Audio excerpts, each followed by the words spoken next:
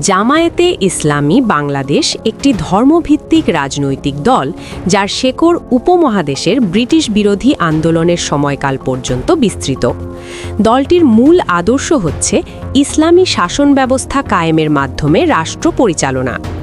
পাকিস্তান আমলে ১৯৪১ সালে আবুল আলাম মওদুদির নেতৃত্বে জামায়াতে ইসলামী গঠিত হয়, যা পরবর্তীতে বাংলাদেশ স্বাধীন হওয়ার পর আলাদা সত্তা হিসেবে আত্মপ্রকাশ করে। বাংলাদেশের রাজনীতিতে জামায়াতের সবচেয়ে বড় বিতর্কিত অধ্যায় ১৯৭১ সালের মুক্তিযুদ্ধকালীন ভূমিকা।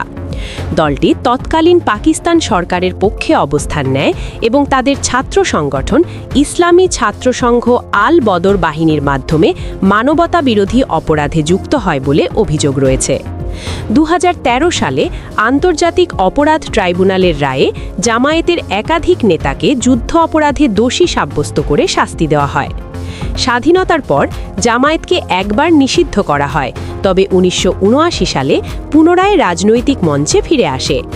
২০০১ সালের জাতীয় নির্বাচনে ৪ দলীয় জোটের অংশ হিসেবে বিএনপির সাথে জোটবদ্ধ হয়ে সরকার গঠন করে এবং দুটি গুরুত্বপূর্ণ মন্ত্রণালয়ের দায়িত্ব পায়।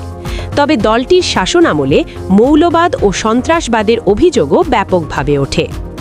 ২০১৩ সালে হাইকোর্ট জামায়াতে ইসলামের নিবন্ধন অবৈধ ঘোষণা করে, কারণ দলটির গঠনতন্ত্রে ধর্মভিত্তিক ও সংবিধানের সঙ্গে সাংঘর্ষিক বিষয় ছিল। এরপর থেকে দলটি আনুষ্ঠানিকভাবে নির্বাচনে অংশ নিতে পারছে না, যদিও তারা স্বতন্ত্র প্রার্থী বা অন্য রাজনৈতিক দলের ব্যানারে অংশ নেওয়ার চেষ্টা করেছে।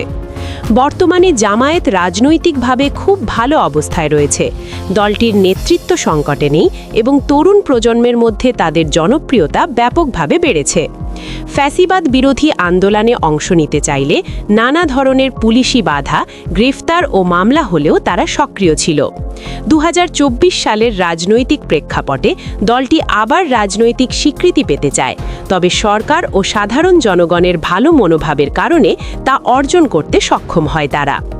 জামায়াতে ইসলামীর রাজনীতি বাংলাদেশের রাজনীতির এক গুরুত্বপূর্ণ কিন্তু বিতর্কিত অধ্যায়। ইসলামকে রাজনৈতিক হাতিয়ার হিসেবে ব্যবহার করার কারণে একদল তাদের সমর্থন করলেও ইতিহাস ও ঐতিহ্যের কারণে আজ তারা প্রায় প্রধান দল হয়ে উঠতে পড়েছে। ভবিষ্যতে জামায়াত আদর্শগত পুনর্গঠন ও গণতান্ত্রিক মানদণ্ড মেনে নতুন রূপে ফিরে আসতে পারে কিনা, সেটাই এখন দেখার বিষয়।